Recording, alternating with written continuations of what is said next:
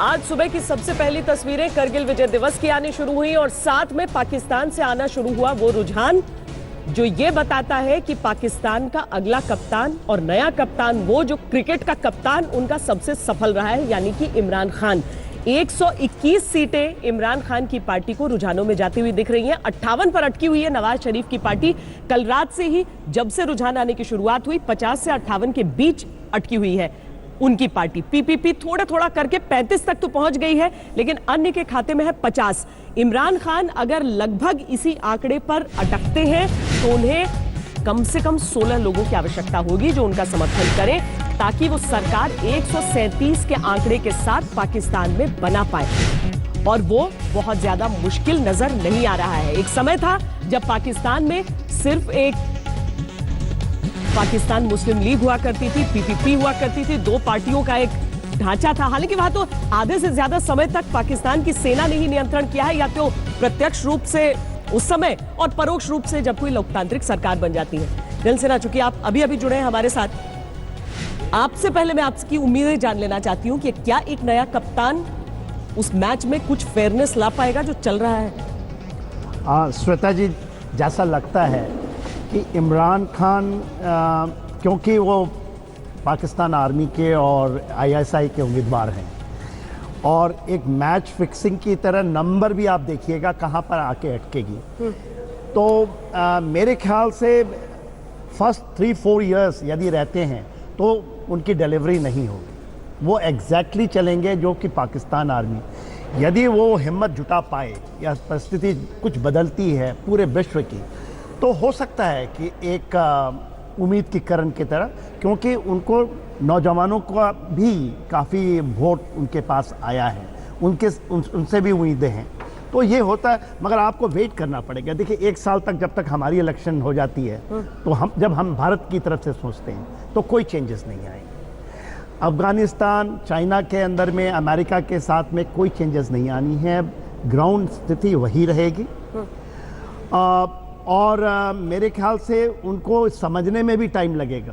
वो 22 साल से तो आ चुके हैं राजनीति में, मगर कहीं पर भी जिम्मेदारी नहीं निभाई है। तो वो यदि मैच फिक्सिंग से आए हैं और फिर सामने उभर के आएंगे, क्योंकि आप देखिए पाकिस्तान का रिकॉर्ड क्या रहा है। चाहे नवाज शरीफ उनको जवाल हक लेकर आए थे, फिर धीरे धीरे वो मैच्योर हुए और फिर उन्होंने एक स्टैंड ले लिया। सेम बेनजीर भुट्टो का भी था। और ये 3rd एक्सपेरिमेंट है। इस एक्सपेरिमेंट में उनके पास समय की कमी है। 65 साल के हो चुके हैं, ये आप देखिए। और इस बार नहीं आते तो शायद वो नहीं आ पाते। तो इस मैच फिक्सिंग के अंदर में वो कितना उभर पाएंगे, क्योंकि उन्होंने अमेरिका के अगेंस्ट में ही बोल दिया है। अमेरिका के अगेंस्ट बोल दिया है जनरल शर्मा। उन्होंने हमने देखा चाइना के अगेंस्ट बोल दिया है, जहां से इकलौता देश है जहां से इन्वेस्टमेंट आ रहा है वहां पर। इलेक्शन के दौरान में जो आपने पॉलिटिशियन बात करते हैं, वो इलेक्शन हो जाने के बाद और गवर्नमेंट बनाने के बाद वो बातें वो नहीं करते हैं। वो उनका पूरा एक सिस्टम चेंज हो जाता है। वो बातें करते हैं जो उनका स्टाफ बताएगा कि अब क्या बोलना है। सो जो पहले की बातें हैं वो आदमी भूल जाता है और नई बातें शुरू करता है। पर ये बात सही है कि इमरान खान एक कॉर्पोरेट दोस्त हैं। उनके ज़्यादा मित्र जो हैं, उनके जो ज़्यादा सिस्टम है कॉर्पोरेट कल्चर है। उनका जो हॉस्पिटल चलता है लाहौर में, वो एक अच्छा कॉर्पोरेशन की तरह चलता है। तो उनका काम करने का तरीका शायद थोड़ा भिन्न हो पहले से। आर्मी का कंट्रोल 70 साल से रहा है, उनका कंट्रोल 70 साल रहेगा। बट कई इलाकों में शायद हो सकता है कुछ बदलाव लाने की कोशिश करें। उनकी 28 सीटें थी 2013 में, अभी 122 हम बोल रहे हैं। पता नहीं फाइनल रिजल्ट क्या आता है। वो जो चेंज आया है उनको भी प्रूव करने की आवश्यकता होगी। उनकी करेंसी बहुत ड्रॉप हो रही है, उनके पास इकोनॉमी में बहुत बुरी हालत है। कुछ तो दिखाने की कोशिश करेंगे। अब उसका इंडिया पे क्या असर पड़ता है ये देखने वाली बातें हैं। शहबाज शरीफ ने भी इसी इलेक्शन में हाल में ही इंडिया के अगेंस्ट काफ़ी जहर उगला था। वाघा बॉर्डर को हम ले लेंगे और क्या चीज़ें बातें शहबाज शरीफ ने भी करी थी। तो कौन सा हमारा मित्र है वो कोई बात नहीं है। हमको हर पार्टी से काम करना पड़ेगा और कम से कम एक शुरुआत के बाद देखना होगा। कमर चीमा, क्या पाकिस्तान में लोग ये समझ रहे हैं कि इमरान खान ने जो इलेक्शन रैलीज में कहा है और जो एक्चुअली वो है उसमें कोई डिफरेंस हो सकता है? क्या उनका जो एक स्ट्रॉन्ग एंटी चाइना स्टांस है, या कम से कम अफगानिस्तान जैसे मसलों पर जिस तरह से वॉशिंगटन के खिलाफ गए, अमेरिका के खिलाफ गए, वो सारी चीजों पर कायम रहेंगे एक प्राइम मिनिस्टर के तौर पर भी, अगर वो बन पाते हैं यहां पर? देखिए, एक चीज तो बड़ी क्लियर है कि जो पॉलिटिकल लीडरशिप जब इलेक्शन के दौरान जो बातें कर रहे होते हैं, डेफिनेटली वो सारी की सारी वो जब गवर्नमेंट में आते हैं तो वो उसको पॉलिसी में ट्रांसफॉर्म नहीं करते। ये बात तो क्लियर हो जानी चाहिए। इसी तरह इमरान खान ने भी बहुत सारी ऐसे बातें की हुई हैं जो कि वो, जिसे हम अंग्रेजी का मुहावरा ना, प्लेइंग टू द गैलरी, बस किसी को दिखाने के लिए, लोगों को चार्ज करने के लिए, ऐसी बहुत सारी बातें जो हैं वो लीडरशिप करती है। पूरी दुनिया में ऐसे होता है। तो इमरान खान भी मेरा ख्याल है उसी हद तक इसको ऐसी बातों को लेके रखेंगे। एक बात, इमरान खान को एज ये जाता है कि इमरान खान एक स्ट्रांग आदमी समझे जाते हैं, एक ऐसे आदमी समझे जाते हैं, लोग उन पे ट्रस्ट करते हैं, लोग समझते हैं कि जो इमरान खान ने बोला है वो करेंगे। लोगों का इस हद तक इमरान खान पे ट्रस्ट है क्योंकि उन्होंने बहुत बड़े बड़े दावे किए हैं कि मैं झुकने वाला नहीं हूं, मैं किसी के आगे झुकूंगा नहीं, मैं सर उठा के बात करूंगा, मैं वेस्टर्न जो लीडरशिप्स हैं उनके मुकाबले में अपना मौकफ रखूंगा, मैं एक आम आदमी नहीं हूं। तो उन्होंने जो अवाम का जो लेवल, जो मेयार उठाया हुआ है, उसको मेरा ख्याल है उनको थोड़ा सा उसको मेंटेन करने के लिए उन्हें कुछ ना कुछ तो करना पड़ेगा, ताकि वो ये ना हो कि पहले कुछ अरसे में ही वो अपनी रेपुटेशन लूज कर जाएं। लेकिन एज ए स्टेट्समैन जब इमरान खान अगर प्राइम मिनिस्टर बनते हैं तो उसके बाद definitely foreign office, interior ministry, defence ministry, ये सारे जब उसको ब्रीफ करेंगे तो बहुत सारी चीजें जो है वो बदल जाएंगी और उसके बाद वो अपने आप को चेंज करते रहेंगे। डोनाल्ड ट्रंप जब अमेरिकन प्रेसिडेंट नहीं थे तो बहुत सारी बातें करते थे, और जब प्रेसिडेंट बने तो जब उनके डिफरेंट डिपार्टमेंट्स ने उनको गाइड किया, ब्रीफ किया, तो उन्होंने वो बातें करना छोड़ दी। ये एक नॉर्मल रेटरिक है। डोनाल्ड ट्रंप तो अब भी वैसी ही बातें किया करते हैं। हम बस उम्मीद करेंगे कि इमरान खान वैसी बातें न किया करें। लेकिन राजीव डोगरा जी, एग्जांपल दे रहा हूं जी, नहीं, राजीव डोगरा जी, जब इमरान खान हम कहते हैं कि अगर पाकिस्तान की आर्मी ने प्रॉप अप किया तो इमरान खान ही क्यों? क्योंकि बाकी सब के साथ तो एक्सपेरिमेंट कर लिया था उन्होंने। क्या वो एक इंटरनेशनल छवि बदलने की अपनी कोशिश करना चाहते हैं इमरान खान के जरिए? क्योंकि इनकी इमेज एक नॉर्मल पॉलिटिशियन से तो अलग है। नॉर्मल पॉलिटिशियन से अलग है क्योंकि नॉर्मल पॉलिटिशियंस अपनी खामियां छुपा के रखते हैं। इमरान खान की तो जो खूबसूरतियां हैं वो उनकी पहली वाइफ ने सब बता दी हैं, तो बाकी पॉलिटिशियन से अलग ज़रूर हैं जी, पर बाकी पॉलिटिशियन से इस लिहाज से भी अलग हैं कि इनका गुस्सा जो है वो पब्लिक में दिखाते हैं। अभी एक अपने कैंडिडेट को, पार्लियामेंट्री कैंडिडेट को, क्योंकि वो इनसे आगे निकलने की कोशिश कर रहा था पोडियम के लिए, थप्पड़ मारा। तो ऐसा सीनियर सीरियस पॉलिटिशियन ऐसे बिहेव नहीं करता। विम्सिकल पॉलिटिशियन, एरोगेंट पॉलिटिशियन ऐसे बिहेव करता है। और जहाँ तक इनका रिकॉर्ड का सवाल है, कंवर चीमा साहब की इजाज़त से अगर मैं कह सकूं तो खैबर पख्तूनख्वा में इनकी पार्टी ने कोई बहुत बेमिसाल काम नहीं किया है, सब जगह क्रिटिसिज्म ही आया है।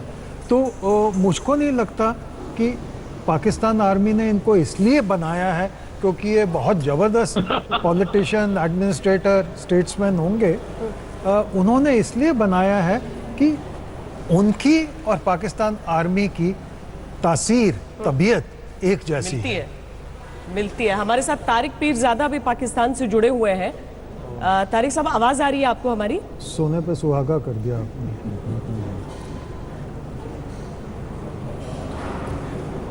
नहीं, आवाज हमारी अभी पहुंच नहीं रही, अभी सुहागा नहीं आया है सोने पर।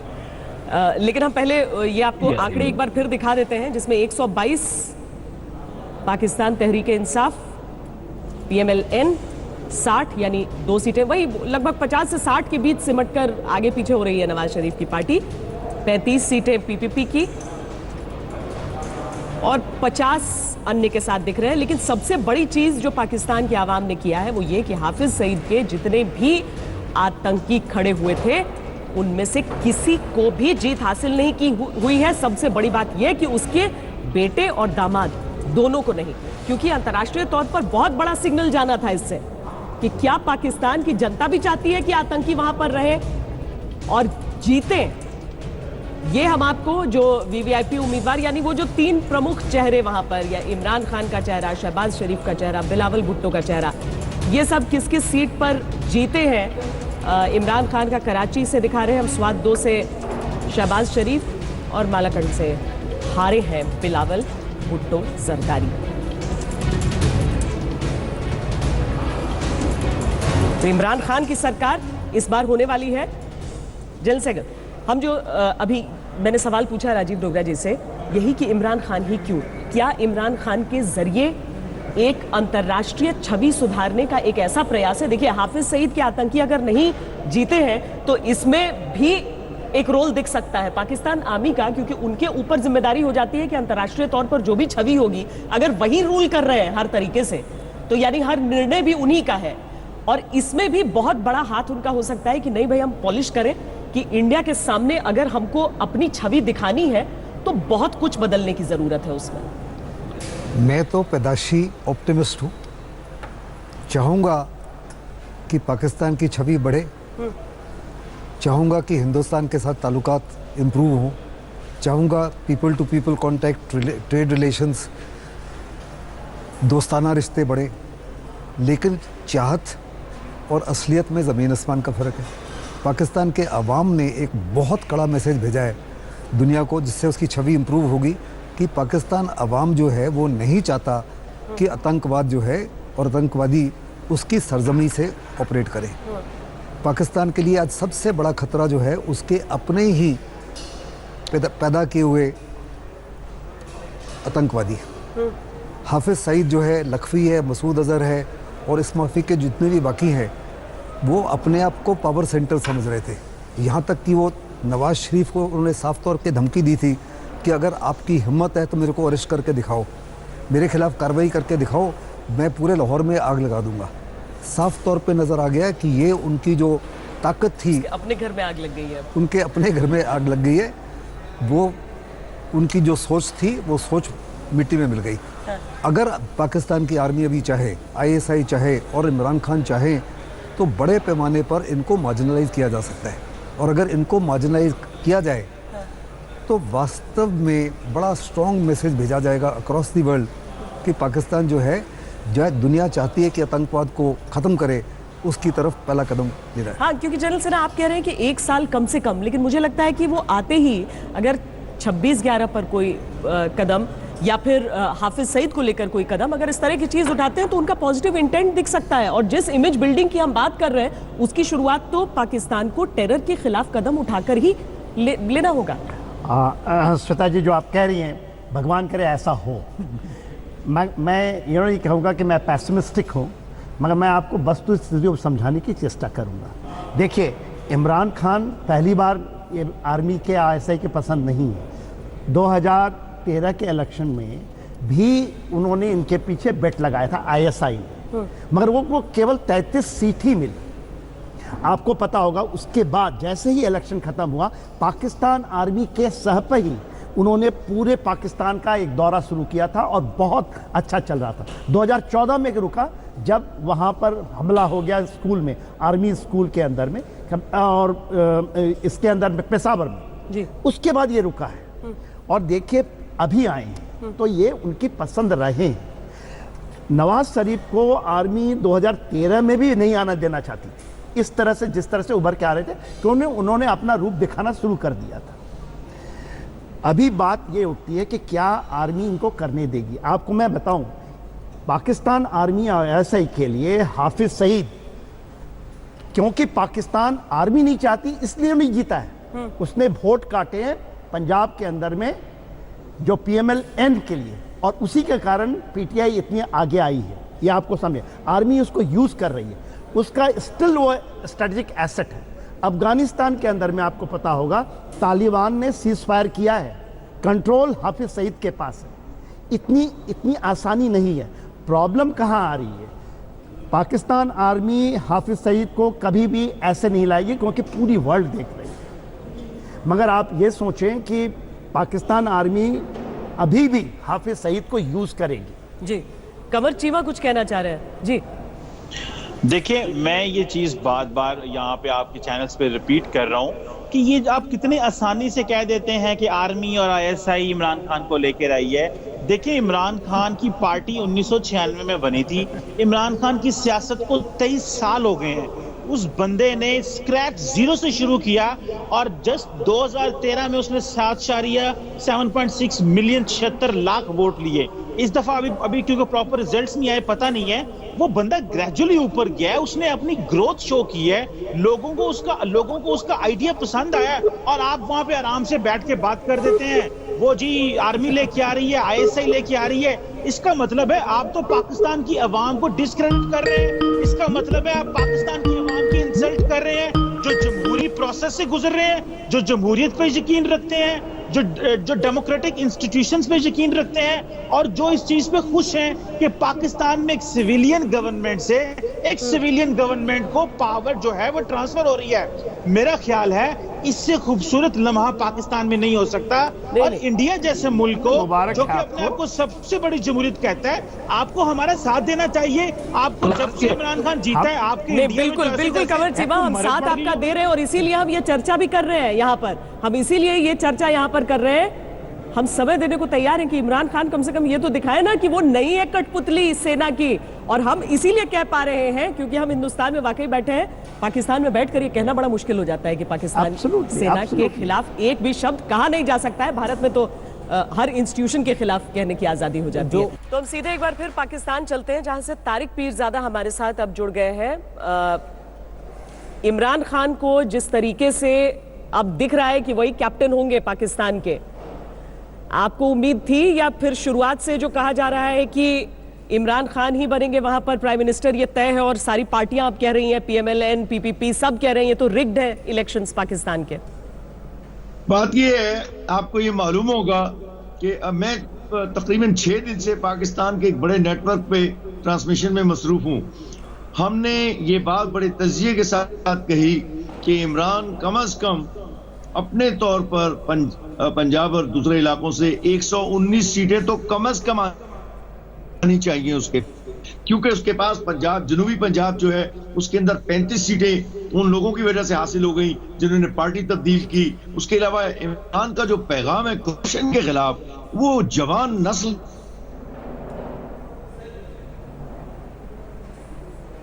आवाज अटक रही है, कुछ दिक्कतें आ रही हैं मुझे लग रहा है वीडियो में।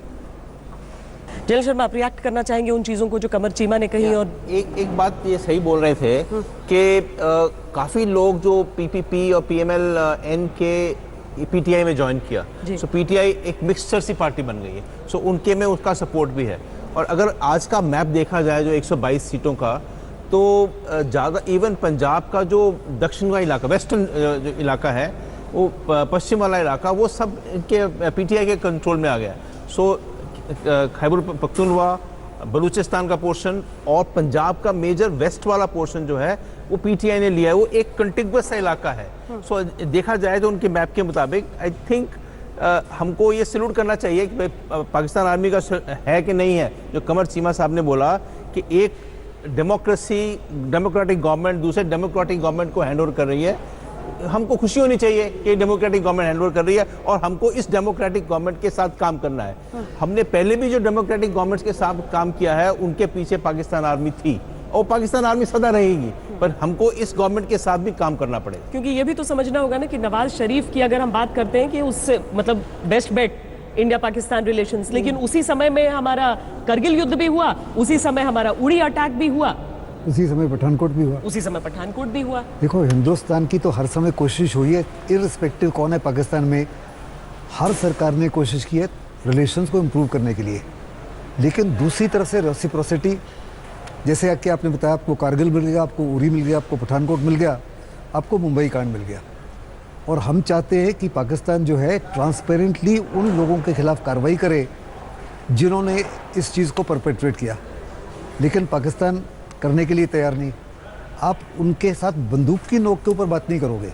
हम चाहते हैं कि माहौल बनाओ, अपने सरजमी को आतंकवाद के लिए इस्तेमाल मत करने दो, हिंदुस्तान के खिलाफ, बांग्लादेश के खिलाफ, अफगानिस्तान के खिलाफ जी।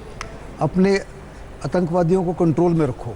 We are willing to talk to you, we are willing to give you the time. हाँ, इमरान खान को लेकर अगर इस तरह की बातें हो रही हैं और इस तरह से एक पॉजिटिव चर्चा हो रही है, तो उसके पीछे बड़ी वजह यह है कि इमरान खान जो बातें अभी तक, नॉट इलेक्शन रैलीज नहीं, इलेक्शन रैली से परे जो कहा करते थे, 2015 की दिसंबर में इमरान खान हिंदुस्तान आए थे। एजेंडा आज तक जो हिंदी जगत का महामंच है उसका न्योता था उन्हें, साथ में प्रधानमंत्री नरेंद्र मोदी से उन्होंने मुलाकात की थी। इन सारी चीजों पर, प्रधानमंत्री मोदी से मुलाकात पर क्या क्या उन्होंने कहा था, ये आपको सुनाते हैं। इमरान साहब, प्राइम मिनिस्टर से आप मिलकर आए, आपने कहा कि क्रिकेट का जिक्र हुआ तो वो मुस्कुराए, इसके अलावे भी कोई जिक्र हुआ और उस पर भी मुस्कुराए? मैं समझा नहीं, फिर से जी, क्या आपने कहा? प्राइम मिनिस्टर मोदी से जब आपकी मुलाकात हुई और क्रिकेट का जिक्र जब हुआ तो वो मुस्कुराए जी, इसके अलावे किस बात पे मुस्कुराए? एक्चुअली बड़ा फ्रेंडली एटमॉस्फेयर में हमारी बातचीत हुई, बड़ी फ्रैंक थी। मैं तो बड़ा जितने भी प्राइम मिनिस्टर से मिला हूँ कभी, यानी फॉरेन प्राइम, अब पाकिस्तानी प्राइम मिनिस्टर्स नहीं, फॉरेन की बात कर रहा हूँ, तो मैंने तो बड़ा कम इतना रिलैक्स्ड और कॉर्डियल एटमॉस्फेयर में बातचीत हुई है। बड़ी जगह हमारी मुस्कुराने में बड़ी और चीज़ों पे भी हुई। आप ऐसे वक्त पे मिले हो जिस समय भारत और पाकिस्तान के बीच दोबारा डायलॉग शुरू हुआ है,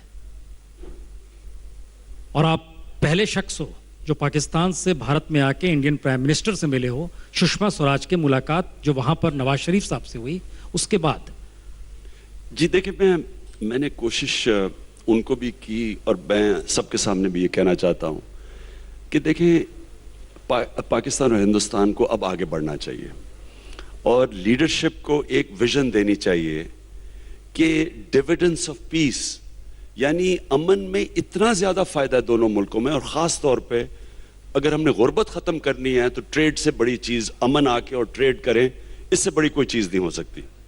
लेकिन हमें ये प्रिपेयर्ड होना चाहिए कि जब हम इस रास्ते पे निकलेंगे तो कई ऐसे एलिमेंट्स हैं जो इसको डिसरप्ट करने की कोशिश करेंगे, सैबोटाज करेंगे, डीरेल करेंगे। लेकिन लीडरशिप के अंदर एक डिटर्मिनेशन होनी चाहिए कि जो मर्जी हो, ये पीस प्रोसेस रुके ना, हम आगे यानी अपने डिफरेंसेस रिजॉल्व करें और हम आगे बढ़ें। और जितना जितना हम ट्रेड हमारी बढ़ती जाएगी, बातचीत बढ़ती जाएगी, खुद ही ये लोग मार्जिनलाइज हो जाएंगे जो कि रुकावट बने हुए हैं। दो चेहरे हैं, दो हिस्से इमरान खान के, एक वो जो आप इस मंच पे सुन रहे हैं, दूसरा वो जो राजनीतिक रैलियों के मंच से सुनते हैं। अब इन दोनों में से असली इमरान खान कौन है, वो तय करेगा कि आने वाले समय में होने क्या वाला है। एक ब्रेक के लिए रुक रहे हैं, चर्चा हमारी यहां पर जारी है। लेटेस्ट खबरों के लिए यूं ही देखते रहिए आज तक, और इस वीडियो के पसंद आने पर लाइक, शेयर एंड सब्सक्राइब करना ना भूलें।